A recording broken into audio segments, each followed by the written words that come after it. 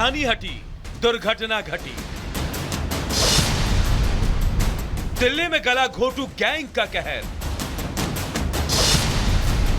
दिन या रात कभी भी लूटे जा सकते हैं आप। अकेले पाकर करते हैं शिकार।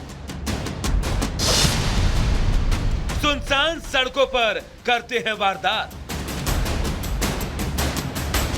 जी हां, देश की राजधानी दिल्ली में एक नए गैंग ने आतंक मचा रखा है। यह गैंग है गला घोटू गैंग, जो अपने शिकार को अकेला और सुनसान जगह पर पाकर उसे लूट लेता है। पहले आपको एक सीसीटीवी फुटेज दिखाते हैं, जिसके बाद इस गैंग की पूरी कहानी तफसील से बताएंगे।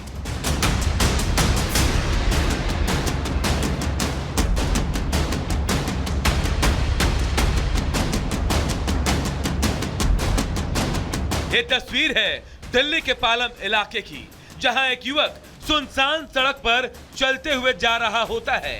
उसे एहसास भी नहीं हो पाया कि उसके पीछे गला घोटू गैंग के कुछ लोग चल रहे हैं। अचानक पीछे चल रहे एक शख्स ने उसे गले से पकड़ा और दबोच लिया। इस दौरान उसके 4 साथी और आ जाते हैं और उसे घसीटकर गली में ले जाते हैं और फिर उसे लूट लेते हैं। युवक के पास से महज 400 रुपए लूटकर आरोपी फरार हो जाते हैं। लेकिन जानकारी मिली है कि पुलिस ने इनमें से 4 आरोपियों को पकड़ लिया है। इनमें से 2 नाबालिग हैं। लेकिन यह कोई पहली घटना नहीं है जब गला घोटू गैंग ने किसी को अपना शिकार बनाया हो।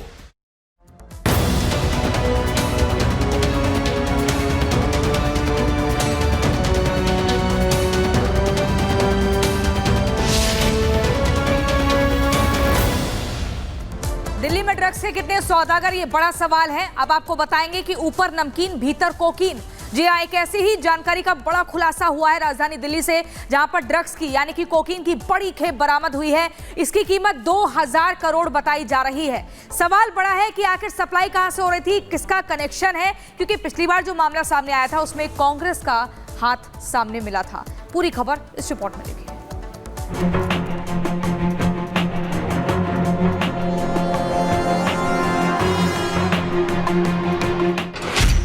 जहर की सप्लाई, 2000 करोड़ कीमत।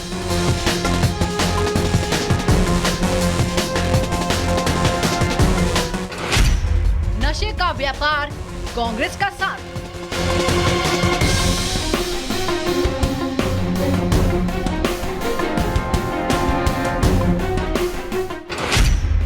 कोकीन, कांग्रेस और कनेक्शन।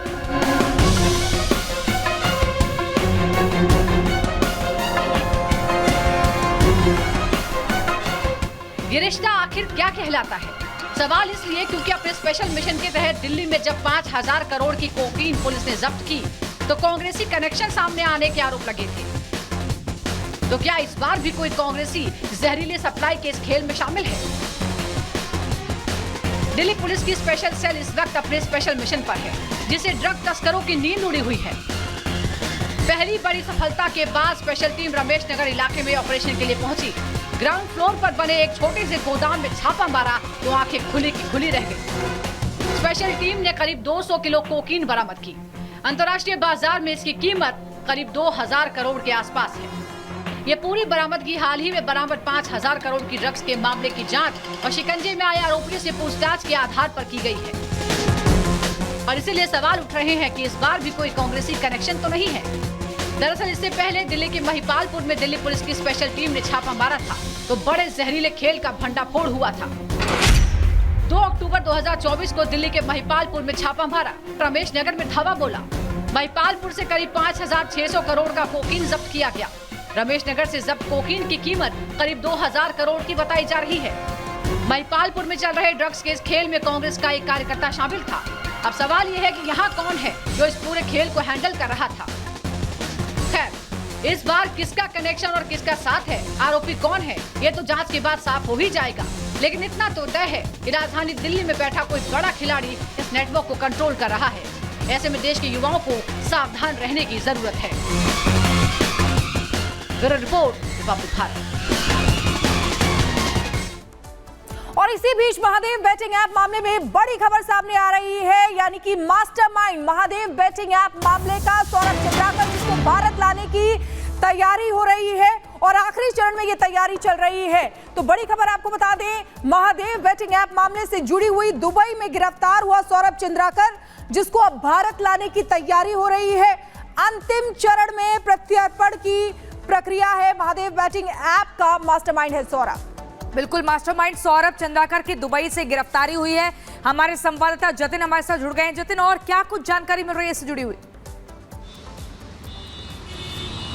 आज बिल्कुल देखिए, ईडी के लिए ये बहुत बड़ी कामयाबी है, क्योंकि सौरभ चंद्राकर जो कि दुबई में बैठा हुआ था और दुबई में बैठकर वो भारत के अंदर महादेव बेटिंग ऐप के जरिए हजारों लोगों के साथ ठगी कर चुका था। ये स्कैम इतना बड़ा है कि अभी तक ईडी की इन्वेस्टिगेशन में एग्जैक्ट अमाउंट क्लियर नहीं हो पाया। कभी ये 3,000 करोड़ का स्कैम से जांच शुरू हुई थी, लेकिन अब वो 6 और 10,000 करोड़ तक का जो स्कैम है वहां तक पहुंच गया। अब जब प्रत्यार्पण का प्रोसेस जो है शुरू हुआ है, जानकारी ये मिल रही है कि एक हफ्ते से 10 दिन के भीतर जो है सौरभ चंद्राकर उसको दिल्ली ले आया जाएगा, जहां पर ईडी हेडक्वार्टर में उससे पूछताछ जो है वो की जाएगी। महादेव बेटिंग ऐप को लेकर आपको बता दें कि 71 एफआईआर पूरे देश में दर्ज की गई थी, जिसके बाद ईडी ने इस पूरे मामले की जांच जो है वो शुरू की। पता चला कि सौरभ चंद्राकर दुबई में बैठा हुआ है। इंटरपोल के जरिए जो रेड कॉर्नर नोटिस है वो इशू किया गया था। दिसंबर 2023 में सौरभ चंद्राकर को डिटेन कर लिया गया था, दुबई में नजरबंद एक तरीके से कर लिया गया था, लेकिन लगातार गृह मंत्रालय द्वारा यह पहल की जा रही थी कि प्रत्यार्पण का जो प्रोसेस है वो शुरू किया जाए। अब जो जानकारी मिल रही है कि एजेंसी जल्दी प्रत्यार्पण का जो प्रोसेस है वो शुरू कर रही है, तो आने वाले एक हफ्ता और ज्यादा से ज्यादा 10 बड़ी जानकारी आप दे रहे हैं। फिलहाल बहुत बहुत शुक्रिया तमाम जानकारी देने के लिए।